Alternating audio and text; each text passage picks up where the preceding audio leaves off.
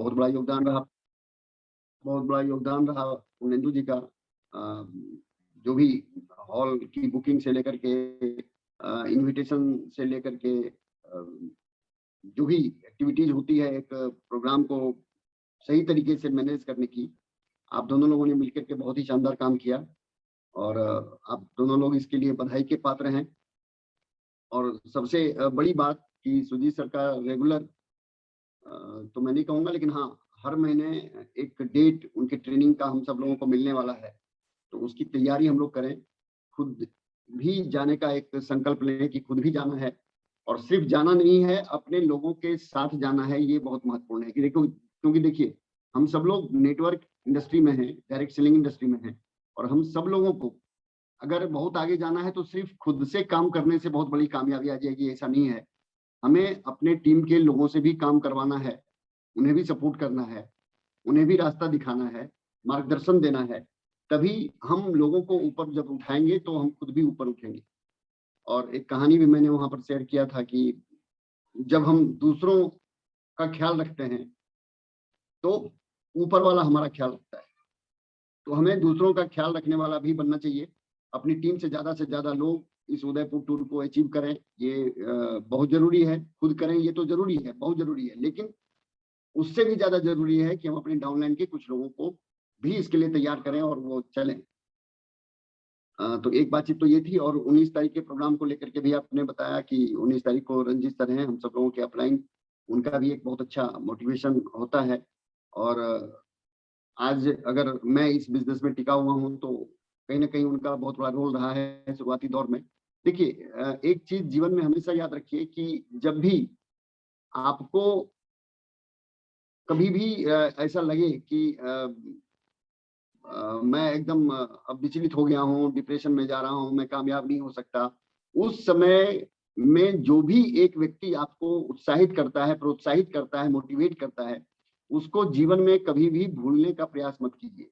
आजकल आर्थिक युग में लोग पैसे से तो मदद कर देते हैं, पैसे से मदद करने वाले लोग आपको मिल जाएंगे, सगे संबंधी मिल जाएंगे, कुछ और आपके परिवार के लोग मिल जाएंगे, लेकिन आपके मनोबल को बढ़ाने वाला जब कोई व्यक्ति मिलता है ना, तो उसको कभी भी जीवन में भूलना नहीं चाहिए। और ये बहुत काम करता है आगे बढ़ने के लिए। तो इसका विशेष ख्याल हम सब लोगों को रखना है। और मेरे साथ भी ऐसा ही हुआ। शुरुआती दौर में रंजीत सर का जब मिला, थोड़ा उत्साहित किए, वो इस बिजनेस को करने के लिए प्रोत्साहित किए, मोटिवेट किए कि नहीं सर आपको करना चाहिए, आप कर सकते हैं। तो वो एक जो चीज होती है ना कि आप कर सकते हैं, यू कैन डू इट, ये एक बहुत बड़ी चीज होती है एक अपलाइन के द्वारा कही गई डाउनलाइन को, जो उस डाउनलाइन को इस बिजनेस में टिका के भी रखता है और आगे बढ़ने की एक प्रेरणा भी देता है। तो एक बहुत महत्वपूर्ण चीज है। और डायरेक्ट सेलिंग में सारे लोग इसी तरीके से आगे बढ़ रहे हैं, और यही एक तरीका है जिससे लोग आगे बढ़ते हैं। तो हम अपने कुछ आदतों में सुधार करके, कुछ बातों में सुधार करके इन सब चीजों को अगर करें, फॉलो करें, जैसे उदयपुर टूर अभी पूरे हिंदुस्तान में, इसमें मैं देखिए उदयपुर टूर की बात हर व्यक्ति करेगा और ये पूरे 30 सितंबर तक ये बात चलेगी। इसमें जो चैलेंजेस हैं वो चैलेंजेस है प्रोडक्ट की अवेलेबिलिटी को लेकर, क्योंकि इतने ज्यादा लोग हैं इस टूर को अचीव करने वाले, इस टारगेट को लेने वाले, कि प्रोडक्ट के चैलेंजेस आपके साथ रहेंगे। तो इसमें कई बार मैसेज के माध्यम से भी ग्रुप में डाला गया है कि आपको जो प्रोडक्ट मिलता है पीयूसी में, आप उसको ले लीजिए। आप अपने मन पसंद प्रोडक्ट की प्रतीक्षा में अगर आप उन सारे प्रोडक्टों को नहीं लेते हैं तो आपको शायद आपके मनपसंद प्रोडक्ट न भी मिले समय पर। इसलिए जो आपको लगता है कि हमारे घर में यूज हो जाएगा, हम इसको रिटेल कर सकते हैं, हम अपने संबंधियों में, अपने हम पड़ोसियों को हम ये प्रोडक्ट दे सकते हैं, एक बार टेस्ट करवा सकते हैं, उन सारे प्रोडक्टों को जरूर लेना शुरू कर दीजिए। धीरे धीरे ही लीजिए, कोई जरूरी नहीं है कि एक बार में ही आपको कर लेना है वो 8,000 के चक्कर में। अच्छा, कई लोग 8,000 के चक्कर में, क्या है ना, 8,000 बीवी के चक्कर में वो इंतजार कर रहे हैं कि साहब नूडल्स अभी नहीं है, नूडल्स आ जाएगा ना तो ले लेंगे। अरे कितना नूडल्स ले लेंगे आप एक बार कैलकुलेशन तो पेन पेपर पर कैलकुलेशन तो कीजिए कि कौन कौन से प्रोडक्ट, और कभी भी किसी पर्टिकुलर एक प्रोडक्ट पर फोकस मत कीजिए, वो चाहे न्यूट्रीचार्ज हो या गुड डॉट। एक प्रोडक्ट पर अगर आप फोकस सिर्फ करते हैं तो आपके प्रोडक्ट फंस सकते हैं, इस बात का हमेशा ध्यान रखिए। बल्क बिलिंग जब लोग करवाते हैं, जब बिना बेचे हुए प्रोडक्ट लोग खरीदते हैं, तो कई बार लोग गलती ये कर जाते हैं कि मैन जैसी न्यूट्रीचार्ज मैन, न्यूट्रीचार्ज वोमेन, अब बार बार चर्चा इसकी होती है, तो कई बार जब कोई न्यूट्रीचार्ज का टारगेट होता है तो बल्क में लोग यही 2 प्रोडक्ट खरीदते हैं और यही उनकी कहानी हो जाती है खत्म, खराब। तो कभी भी जब लीजिए तो कॉम्बिनेशन में लीजिए। कॉम्बिनेशन का मेरा तात्पर्य है कि दूसरे प्रोडक्ट भी कुछ कुछ थोड़ा थोड़ा लीजिए। इससे क्या होगा कि कम से कम अगर वो नहीं बिक पाया तो आप उसका इस्तेमाल कर लें। डिफरेंट टाइप के प्रोडक्ट, प्रोटीन प्लस है, प्रोटीन भी है, सूप भी है, बहुत सारे, आचार्य टिक्का है, बहुत ही लाजवाब प्रोडक्ट है। एक बार 2 बार जब अगर आप उसको सही तरीके से उसकी रेसिपी जान करके, अच्छा यूट्यूब पर इसकी रेसिपी के बारे में मैं बताऊं, गुड डॉट की रेसिपी आपको यूट्यूब पर मिल जाएगी, तो आप थोड़ा सा उसको भी देखिए, ताकि आपके अंदर जैसे उदयपुर के टूर को देख करके आप उदयपुर जाने का मन बनाते हैं, उसी तरह से खाने पीने की रेसिपी के बारे में भी बहुत सारे यूट्यूब पर दिए गए हैं वीडियोस, उसकी रेसिपी बनाने के तरीके, तो उसको भी थोड़ा सा देखिए, ताकि आप नया नया फ्लेवर टेस्ट ये आप अपने घर में भी बनवा करके खा सकते हैं। और एक बार जब वो चीज अच्छी लगने लगेगी ना, तो फिर आप उसके लिए वो प्रोडक्ट खरीदना बड़ा आसान हो जाएगा और आप उस पर बहुत बेहतर तरीके से काम कर पाएंगे। एक तो ये बात चीज थी। दूसरी थी कि मैं छोटी सी कहानी शेयर करता हूँ आपके बीच, कि कई बार लोग ये सोचते हैं कि क्या फर्क पड़ता है यार, नहीं जाएंगे तो क्या फर्क पड़े। तो जैसा अभी आपने सोनू शर्मा जी का वीडियो प्रियांशु जी ने चलाया था कि एक छोटी सी चीज भी बहुत मायने रखती है डायरेक्शन में। छोटा सा डिसीजन, छोटी सी बात, छोटी छोटी चीजें बहुत मायने रखती हैं, और कहीं ना कहीं हम इन छोटी छोटी चीजों को नजरअंदाज करते हैं, और यही नजरअंदाज जो है ना, वो आगे चल करके काफी भारी पड़ जाता है। सूप की बात हुई थी, सूप की चर्चा उन्होंने की थी कि भाई बिना टेस्ट किए हुए आप सूप में नमक क्यों डाल दिए बिना। ये तो वही वाली बात हुई कि चाय का प्याला आपके सामने आया और साथ में चीनी भी है, दूध भी है और पत्ती भी है, चाय बनी हुई है, इसके बावजूद आप उसमें चीनी डाल रहे हैं बिना टेस्ट किए हुए कि फीकी चाय है या ठीक ठाक है। तो ये सारी चीजों का ध्यान रखना है और बहुत फर्क पड़ता है। एक कहानी के माध्यम से मैं ये चीज आपके शायद समझ में आ जाए अच्छे तरीके से। एक बार हुआ क्या, समुद्र के किनारे जो बीच होता है, जिसको बीच बोलते हैं हम लोग, बॉम्बे में भी है ये, गोवा में भी है ये, जहां जहां समुद्र है वहां वहां पर आपको बीच मिलेंगे, पुरी में भी है ये। तो बीच पर आपने सुना होगा कि समुद्र में जो है ना, वो ज्वार भाटा आता है। ज्वार का मतलब होता है कि तरंगे जो समुद्र तल है उससे काफी ऊंची उठती है, और भाटा का मतलब ये होता है कि जब वो लहर वापस लौटती है तो वो बहुत नीचे तक, निचले स्तर तक चली जाती है। तो ज्वार भाटा इसी को बोलते हैं। मतलब तरंगों का ऊपर उठना ज्वार कहलाता है, और तरंगों का नीचे जाना वो भाटा कहलाता है। तो समुद्र में अक्सर ज्वार भाटे आते रहते हैं, ऊंची ऊंची तरंगे, ऊंची ऊंची लहरें उठती हैं, और फिर वो जब वापस लौटती है तो बहुत नीचे चली जाती है। तो एक सज्जन थे, वो डेली मॉर्निंग में बीच के किनारे टहला करते थे, और अमूमन समुद्र के किनारे रहने वाले लोग जो मॉर्निंग वॉक करते हैं वो समुद्र के किनारे करते हैं, तो ताजी हवा मिलती है उनको। तो एक दिन एक सज्जन जो है वो सुबह में मॉर्निंग वॉक में निकले, बीच से होकर गुजर रहे थे, तो वहां उन्होंने क्या देखा कि समुद्र तट पर बहुत सारी मछलियां ज्वार की वजह से बिखरी हुई पड़ी, कोई छटपटा रही थी, कोई कुछ मतलब ऐसे ही पानी में जाने का प्रयास कर रही थी, क्योंकि मछली जो है वो समुद्री जीव है, उसको पानी चाहिए, बिना पानी के वो मर जाए। तो अब हुआ क्या कि जब वो टहल रहे थे तो उन्होंने समुद्र तट पर बहुत सारी मछलियों को देखा, और वहां पर एक व्यक्ति बैठ करके वो क्या कर रहा था, वो एक एक मछली को चुन रहा था और उठा के समुद्र में वापस फेंक रहा था, ताकि उस मछली की जान बच जाए जो वापस समुद्र में चला जाएगा। तो वो व्यक्ति पूरे मनोयोग के साथ लगातार वो एक मछली उठाता था, समुद्र में फेंकता था, उठाता था, फेंकता था। तो जो सज्जन मॉर्निंग वॉक के लिए निकले, उन्होंने उस व्यक्ति की हरकत को देखा, और कुछ देर तक वो देखे, वॉच किए, ऑब्जर्व किए। उसके बाद धीरे धीरे कदमों से वो उस व्यक्ति तक पहुंचे। उन्होंने कहा कि भाई तुम ये क्या कर रहे हो, कितनी मछलियों को तुम वापस समुद्र में फेंक सकते हो, ये थकाने वाला काम है, उबाऊ काम है, मतलब तुम्हारे इसके पीछे का क्या, तुम्हारा मनोभाव क्या है, क्या पर्पस है तुम्हारा। तो कहा कि देखिए बहुत फर्क पड़ता है। तो क्या फर्क पड़ता है, अरे बहुत करोड़ों की संख्या में मछलियां हैं, थोड़ी मछलियां मर भी जाएंगी तो क्या फर्क पड़ेगा। तो उस व्यक्ति ने एक मछली उठाया जो अभी पानी के बगैर छटपटा रहा था, उस मछली को उठा के वापस उसने समुद्र में फेंका और कहा देखिए इसको फर्क पड़ा। कहने का तात्पर्य क्या है, देखिए बहुत भावनात्मक ये कहानी है और ये मैंने किताबों में पढ़ी है। सुरेंद्र सर ने भी कई बार इस कहानी का जिक्र किया है अपनी मीटिंगों में। कहने का तात्पर्य क्या है कि उस एक मछली को उठा करके वापस समुद्र में फेंकने से उस मछली को फर्क पड़ा, बाकी और किसी को पड़े ना पड़े, लेकिन उस मछली को फर्क पड़ा। तो मीटिंग और सेमिनार, ट्रेनिंग, उदयपुर जाना, टारगेट अचीव करना, इससे किसके जीवन पर क्या प्रभाव या फर्क पड़ेगा ये नहीं पता, लेकिन जो व्यक्ति इस टारगेट को अचीव करेगा और उदयपुर जाएगा, उसके ऊपर जरूर इसका प्रभाव पड़े, किसी और पर पड़े या ना पड़े। इस फर्क को, इस प्रभाव को हमें समझना पड़ेगा कि किस पर क्या फर्क पड़ता है। जो एक आम मानसिकता है ना कि क्या फर्क पड़ता है यार, नहीं जाएंगे उदयपुर तो क्या फर्क पड़ता है यार, 8,000 भी नहीं करेंगे तो ये जो सोच है, इस सोच से थोड़ा ऊपर उठिए और ऊपर उठ करके ये समझिए कि इससे बहुत फर्क पड़ेगा। जो जाएगा उसके साथ फर्क पड़ेगा और उसके बहुत सारे कारण कई बार पीपीटी के माध्यम से और ये सारे बताए गए हैं कि भाई ऑफलाइन लोगों के साथ रहने का, बातचीत करने का, मुलाकात करने का, रात में रुकने का, ये बहुत सारी छोटी छोटी चीजें आपको समझने और देखने को मिलेंगी।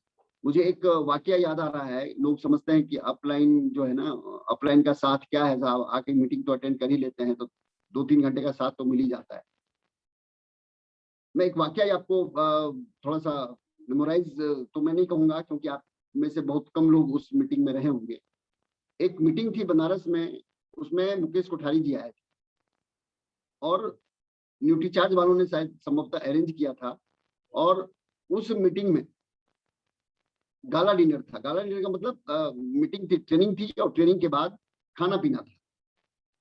तो मुकेश कोठारी जी भी साथ में थे। संजोग से ऊपर वाले की असीम कृपा है, मुझे भी साथ में रहने का मौका मिला। तो हम मीटिंग ट्रेनिंग के बाद हम लोग साथ में गाला डिनर करने लगे।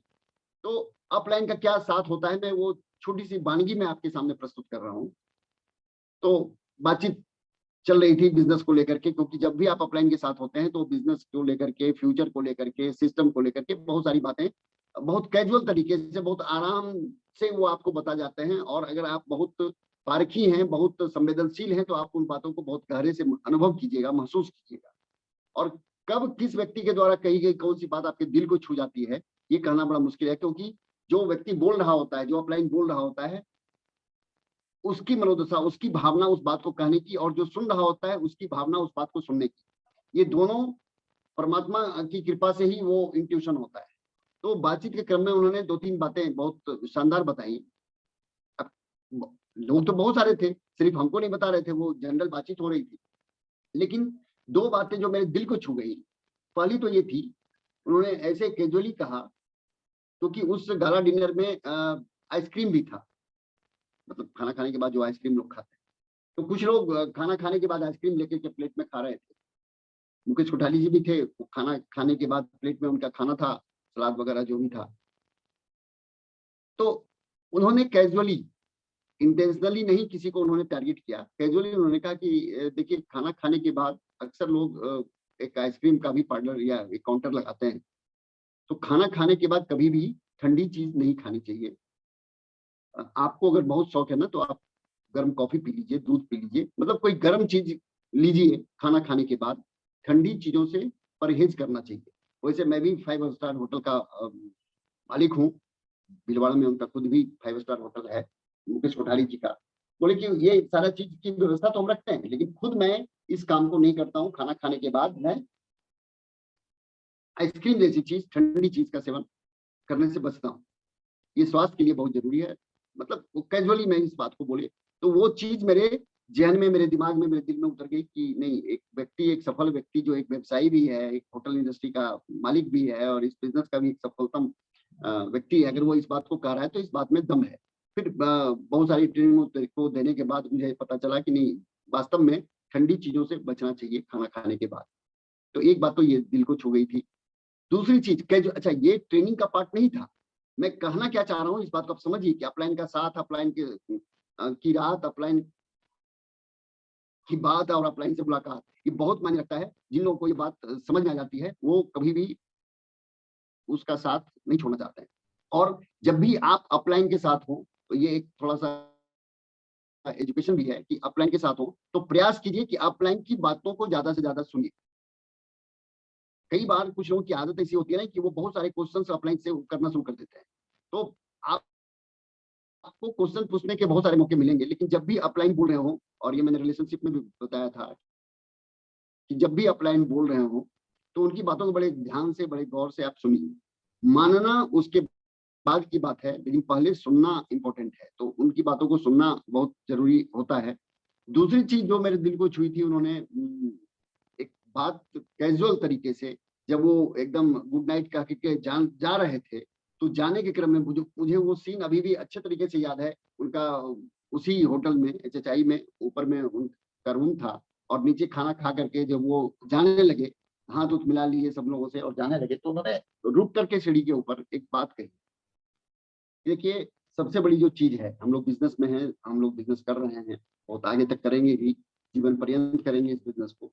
लेकिन एक चीज़ जो मैं जाते-जाते आपसे ये शेयर करना चाह रहा हूँ कि अगर आपके घर में बूढ़े माँ-बाप हैं, मतलब बूढ़े हों, जवान हों, जो भी हों, माँ-बाप हैं, तो एक चीज़ ज़रूर ध्यान रखिए, उनको कुछ नहीं चाहिए आपसे, उनको पैसा नहीं चाहिए, उनको आपका समय चाहिए।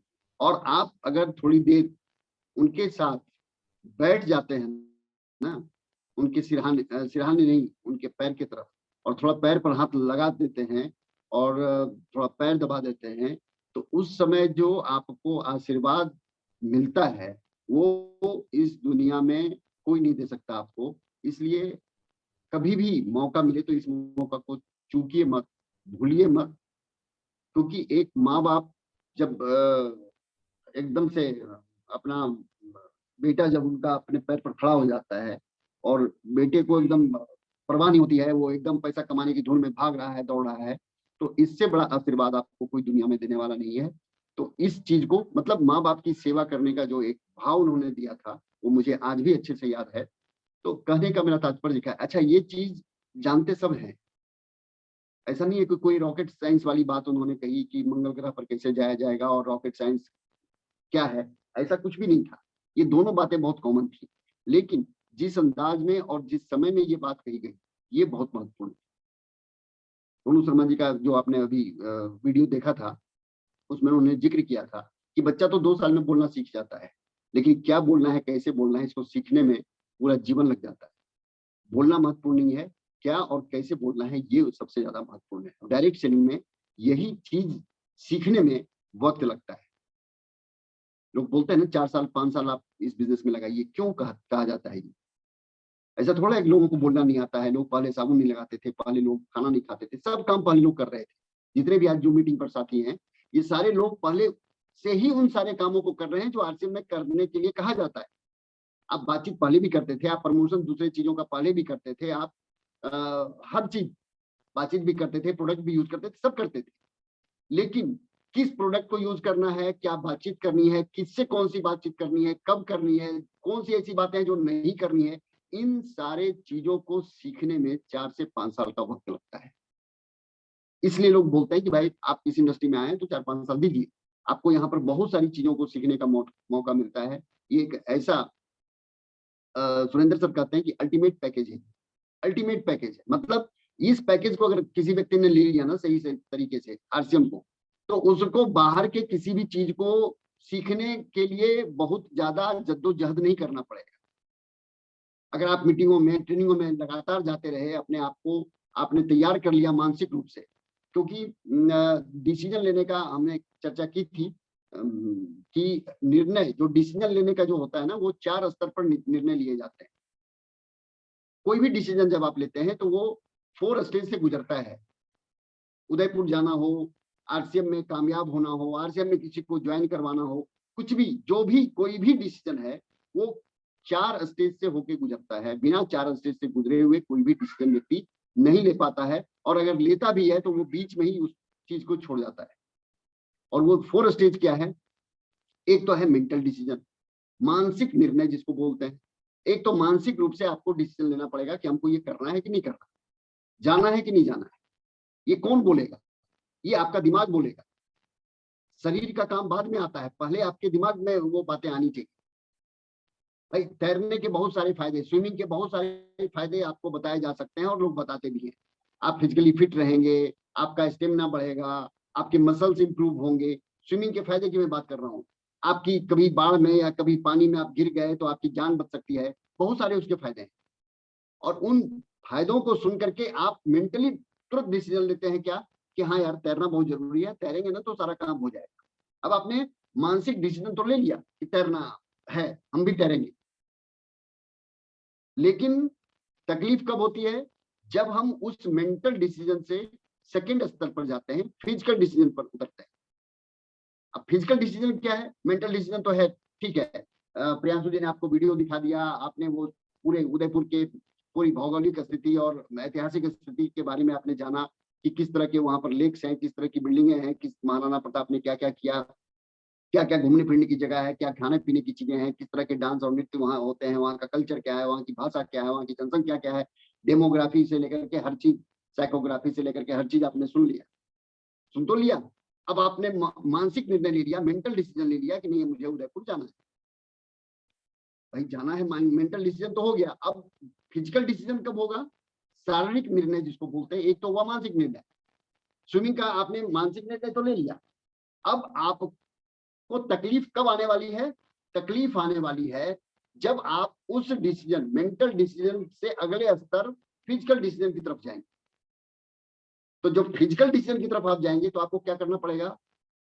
आपको स्विमिंग सूट लेना पड़ेगा, मतलब जिसमें आप अच्छे तरीके से स्विम कर सकें, तैर सकें।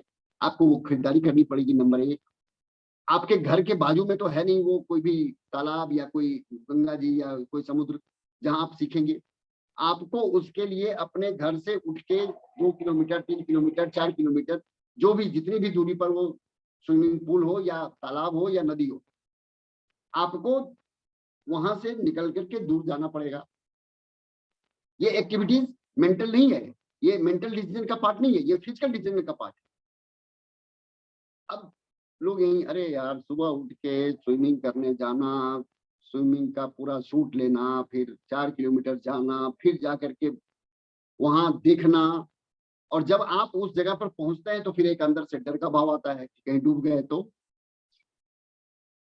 कहीं हमारा प्रोडक्ट फंस गया तो मेंटल डिसीजन तो आपने ले लिया उदयपुर चलने का, लेकिन अब जब फिजिकल डिसीजन लेने की बारी आई तो आप में से, हम में से बहुत सारे लोग उस फिजिकल डिसीजन को लेने से बचना शुरू करने का प्रयास शुरू कर देते हैं कि अब इससे बचना है यार, ये काम नहीं हो तो ज्यादा बेहतर। पीयूसी तक जाना, प्रोडक्ट पूछना, प्रोडक्ट नहीं मिलेगा तो वापस आना, पीयूसी वाले को फोन करना है तो फोन नहीं उठा रहा है, ये तमाम तरह के फिजिकल डिसीजन के पार्ट हैं और ये कष्टदायी होता है। और यही है संघर्ष। मेंटल डिसीजन लेने में संघर्ष नहीं आता आड़े, लेकिन जब आप फिजिकल डिसीजन लेते हैं तो संघर्ष आपके आड़े आएगा। आपको संघर्ष करना पड़ेगा, आपको अपने आप से लड़ाई लड़नी पड़ेगी कि नहीं जाना है यार, पीयूसी जाना है, पीयूसी को परस्यू करना है, उससे रिक्वेस्ट करना है, उसको पैसा देना है एडवांस में कि प्रोडक्ट जब आए तो वो काट दे, अभी जो उसके पास प्रोडक्ट है वो प्रोडक्ट हम ले लें। तो ये सारी जो एक्टिविटीज है वो फिजिकल एक्टिविटीज। जब आप फिजिकल शारीरिक निर्णय ले लेते हैं, फिजिकल डिसीजन जब आप ले लेते हैं, इन्हें करना तो है ही, मोटरसाइकिल में तेल भरवाया, पैसे जेब में रखे और चल दिया पीयूसी, जहां मिलेगा वहां से लेंगे। तो ये जो चीज है ना, इससे भी लोग इस स्तर पर आकर के भी रुक जाते हैं बहुत सारे लोग। मेंटल डिसीजन तो आसान था, आपने ले लिया। फिजिकल डिसीजन में आधे से ज्यादा लोगों की हालत खराब हो जाती है, वो फिर वहां पर सरेंडर कर जाते हैं, भैया छोड़ो तैरना फैरना, छोड़ो उदयपुर जाना, बात खत्म करो यही, क्योंकि इसमें संघर्ष है। और अगर आपने फिर उस चीज को ले लिया फिजिकल डिसीजन, फिर है ना एकदम चलना है, और आपने प्रोडक्ट भी परचेज कर लिया, तो टूर तो हो गया, चलिए ठीक है, पास गया। फिर कई बार आपको इमोशनल डिसीजन से गुजरना पड़ेगा। अब इमोशनल डिसीजन से गुजरने का तात्पर्य क्या है? देखिए, यहाँ मैं थोड़ा सा उदयपुर को लेकर के इसके साथ रिलेट कर रहा हूँ, इसलिए हो सकता है आप में से कुछ लोगों को लगे कि यार 8,000 का सामान तो खरीदी है, अब हो गया।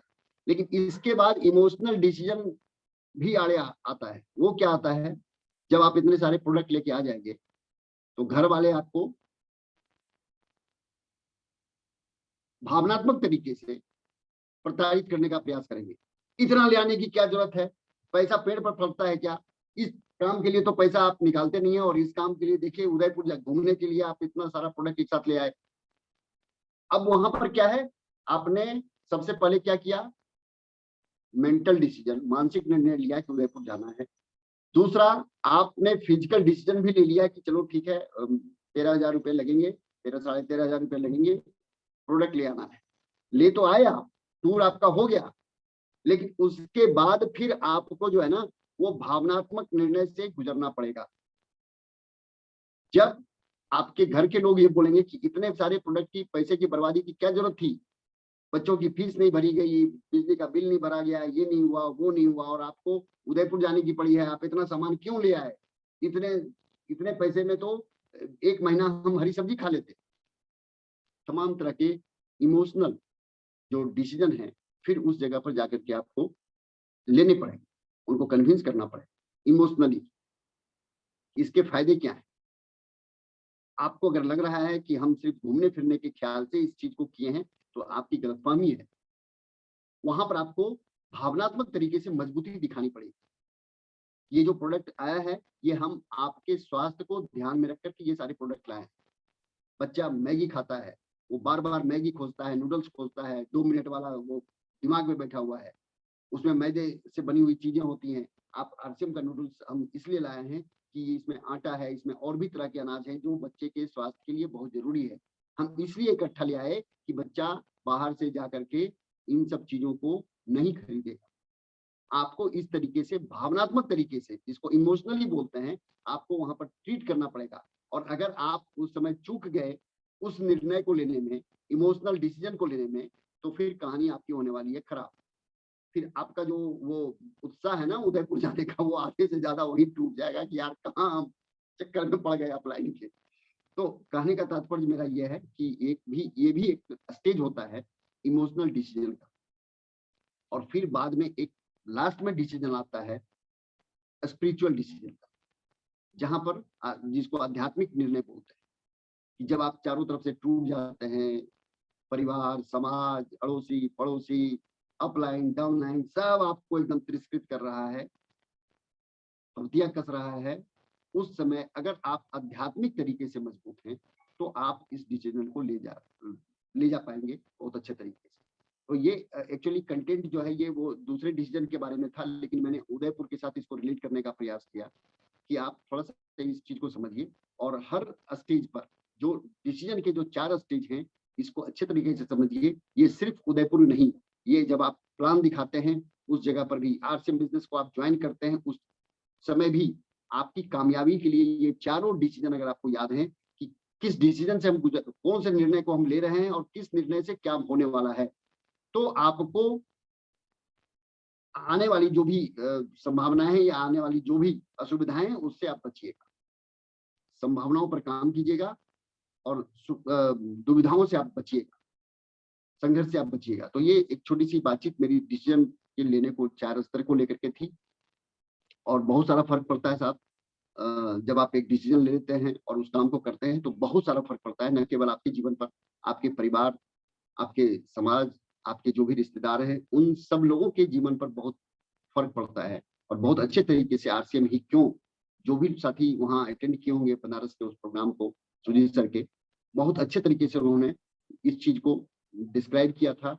और आप उस चीज को मेमोराइज करते रहिए, मतलब ध्यान में रखते रहिए कि उन्होंने क्या क्या बोला था, जो भी साथी वहां पर थे। क्योंकि देखिए, मैं सुजीत कुमार सिंह हूं नहीं, जितने अच्छे तरीके से उन्होंने इस चीज को प्रेजेंट किया था। और बहुत लकी है वो सारे साथी जो उस प्रोग्राम में थे, क्योंकि आरसीएम ही क्यों पर जो उन्होंने बातचीत की थी कि आप सफल होते हैं तब भी आपका नाम होता है, और आप असफल होते हैं तब भी आपका ही नाम होता है।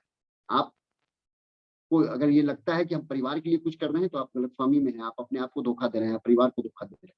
तो बहुत सारी भावनात्मक बातें वहां पर कही गई थी, और जो एक व्यक्ति को जरूर समझना और सोचना चाहिए इन सब चीजों को लेकर के। और ये देखिए, छोटी छोटी चीजें हैं, छोटी छोटी चीजों को करके ही बहुत बड़ी बड़ी कामयाबी आती है।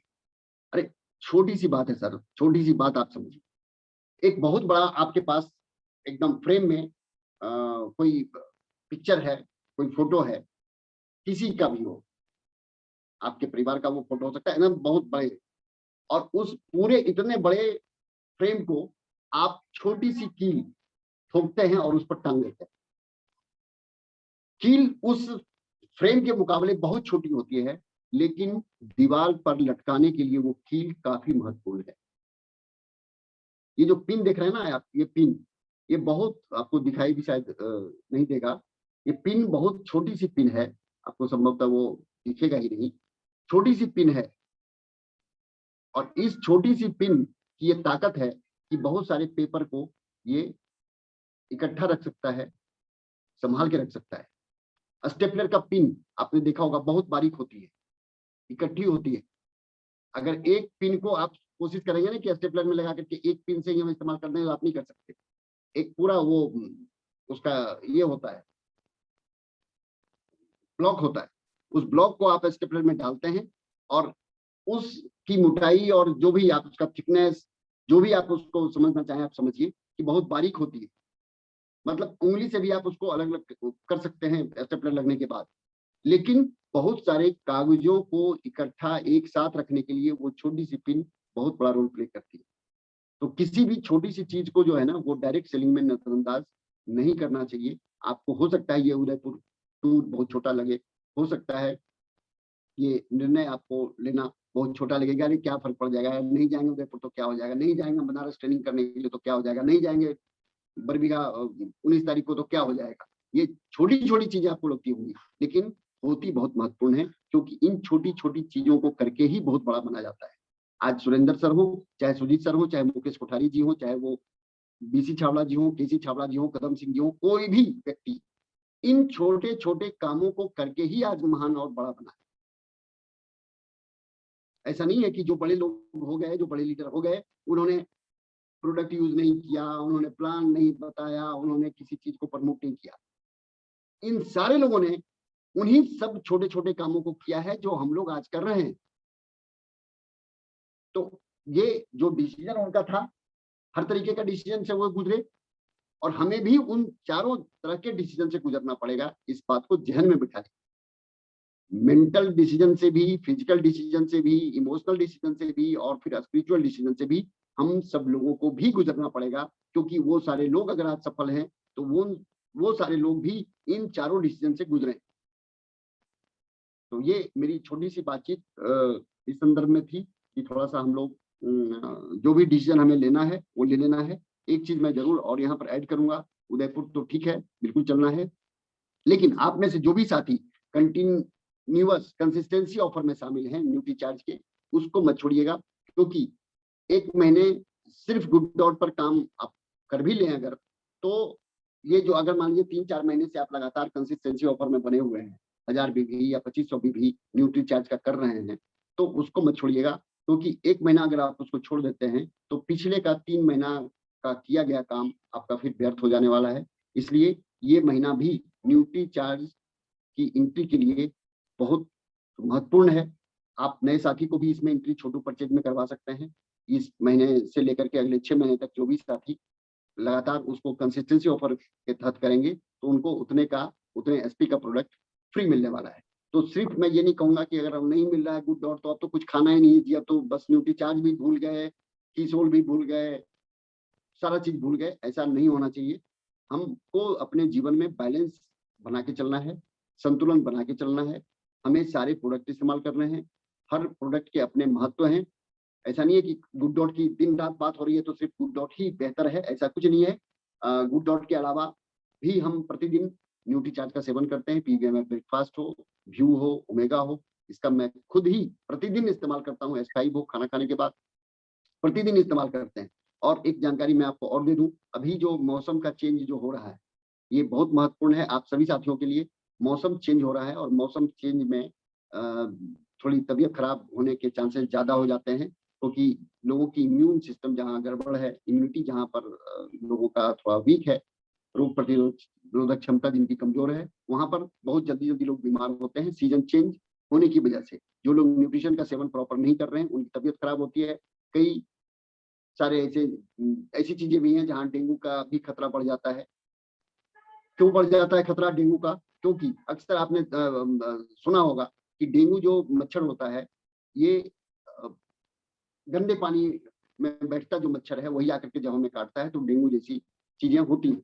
कूलर वगैरह लोग अब थोड़ा जिनके घर में कूलर होता है वो कूलर में जो पानी डालते हैं वो कई बार मौसम के चेंज की वजह से कूलर नहीं चलाते हैं, तो वो जो पानी गंदा हो गया है, गमला हो या कोई भी ऐसी चीजें जहाँ पानी इकट्ठा होती हैं, वो जब गंदी हो जाती हैं, जब आप वो चलता नहीं है, जब आप उसको बदलते नहीं है बार बार, तो ऐसी स्थिति में जब मच्छर वहां पर बैठता है और वही मच्छर सड़ी हुई पानी को, जिसमें बैक्टीरिया और वायरस तमाम तरह के हो जाते हैं उत्पन्न ऑटो मोड में, तो वो मच्छर उसको ग्रहण करता है और जब इंसान के शरीर पर बैठता है और डंक मारता है तो वो आपके शरीर में डेंगू फैला सकता है।